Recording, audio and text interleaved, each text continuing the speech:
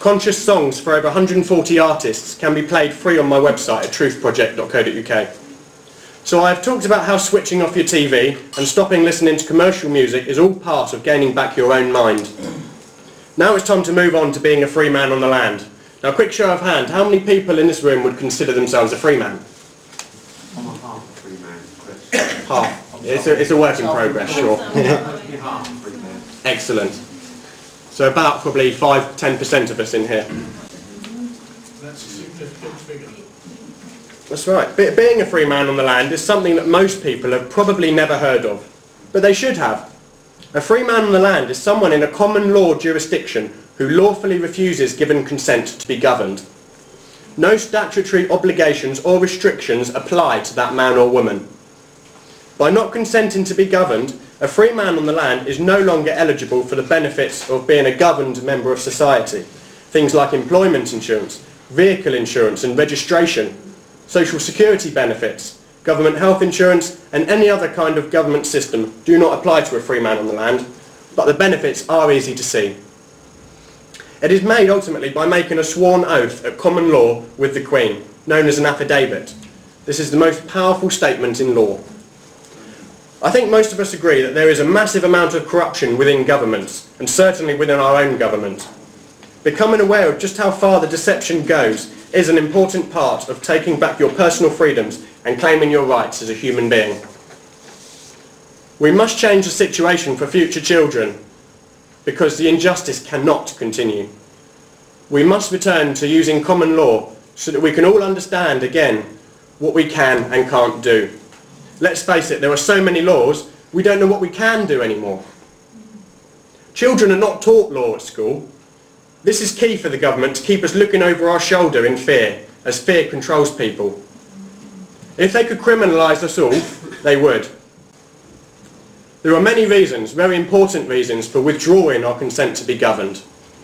Lots of people cannot afford to feed themselves in this country, and that's not on. We shouldn't have to pay to live. Food is a priority.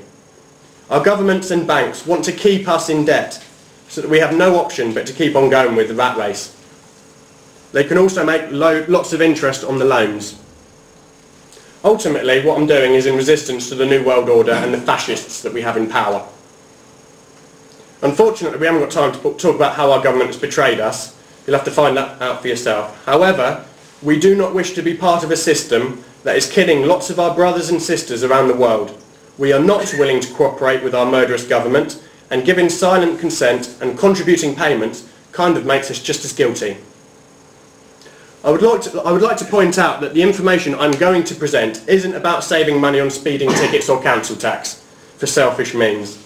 It is to enable people who are struggling to spend money that would have gone to dodgy debt collectors on food instead. Furthermore, it's to remove power and money from our government and restore it to the people. An important step to becoming free is to know your rights and to start exercising them. If you don't know your rights, you don't have any. So the most important one is you are born equal and free. And equality before the law is paramount. You have the right to life, freedom and security. You have the right to trial by jury of your peers. You have the right to bodily integrity. You have the right to travel freely, without passports and everything else. You have the right to freedom of expression. You have the right to freedom of assembly. You have the right to freedom of association. You have the right to religious liberty. You have the right to the family. And you have the right to inviolability of your dwelling or home. And ultimately you have the right to privacy.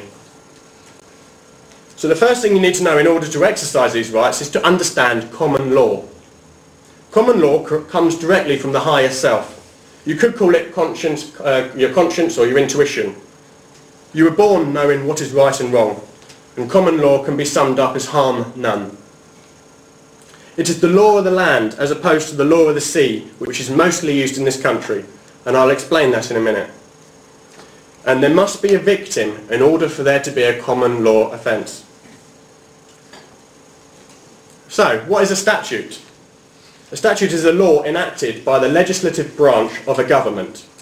It almost always comes with a monetary charge. Also known as commercial law, the law of trade, the law of the sea, or maritime admiralty law. As it's commercial law, it only applies to persons or corporations. And that moves us on to legalese. Legalese is the language of the law society. It's very deceptive to the common man because they use words that sound the same as English, but they have very different meanings.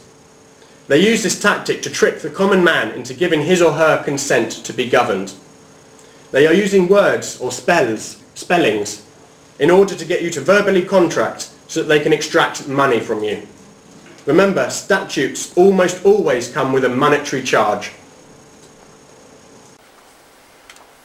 Some common words used in legalese are must, understand, notice, summons and registration. Must is synonymous with the word may. So when they say you must fill in your census form, what they're saying is that you may fill it out, as they cannot force you to sign anything. Understand means to stand under. If you understand, then what you are saying is that you stand under their authority. When you sign something, you sign at the bottom, signing underneath the statement. Notice is synonymous with the word offer. So when they send you a parking charge notice, it's an offer to contract with them. I will always write back and acknowledge their notice by saying, I notice your notice, now notice my notice. Summons is synonymous with invite, and I'll talk about that shortly with my council tax case. Registration means to hand over ownership of. And when you make an application, you're begging. So you can see how easy it is for them to catch you out. So what's a society? A society is a number of persons united together by mutual consent. That means that they need your consent in order to be part of that society. Act of Parliament or Act of Congress is a statute or law passed by a legislature. In other words, it's written ordinance of Parliament or Congress. Now, how many people in here think that they are a person? Honestly, come on, answer honestly. Who thinks they're a person?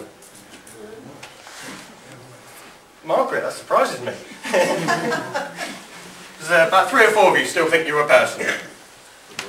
You will notice that the definition of the word person means a corporation. When you go to court, you are acting as an agent representing that corporation, which was created with a similar name to your own near the time of your birth. Your person is not as old as you are. The only way that a statute or piece of legislation can affect you is if you agree to represent that person or corporation.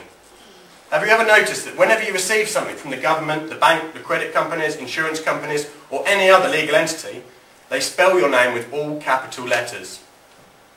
That name is not you. It is the name of your person. This is one of the most important things to come to terms with when trying to take back your freedoms. The legal fiction, legal personality, was created by making an application for the registration of the person, which is evidenced by the birth certificate. And as I said in the previous slide, registration means to hand over ownership of your car or your child, for example, to whoever you register it with. Application means to beg. It is assumed you know what you are begging for. Did you? You beg to hand over ownership of your car, you become a registered keeper, and the government can crush it if you don't put a little round bit of paper in your window. If you didn't hand over ownership, the government could not crush your car lawfully because it would be criminal damage or theft. So a natural person is defined as a corporation or a thing. This does not have the same rights as a human being or natural person. Countries and cities can be treated as a person in the same manner as a corporation. A person is also bound by corporate law or statute law as agreed in the contract by agreeing to be an employee of the United Kingdom Corporation Limited. An employee must follow their corporate rules or be punished by fine, etc. Proof that you are an employee would be your national insurance number. So your person is your legal fiction name, otherwise known as your straw man. You were not asked if you wanted a legal fiction name, and your parents certainly didn't call you Mr. or Ms. In order for a contract to exist, offer, consideration and acceptance is needed. You personally didn't sign it. I can't sign a contract with you that directly involves you, which is what they're doing. And also you were not 18 at the time of this contract. your parents were deceived into handing ownership of their child over to the state. This amounts to fraud. This also means that the birth certificate is invalid. Remember that you are not a person, you have a person. Whilst you do not cause harm or loss to another, while you never breach the peace and never employ any mischief in your promises and agreements, you should, by rights, never ever end up in court, whatever else you may do. If you do end up in court, you can stand on your rights to get any case withdrawn. Now this is a big topic, so I'm only briefly going to touch on it. This, however, is the most common scenario with debts. Often if you owe money and default on payments, they will sell the debt on. You'll get a letter from a company that you have never heard of before, demanding money. Well, clearly there is no contract. If you've never heard of the company before, there's no contract.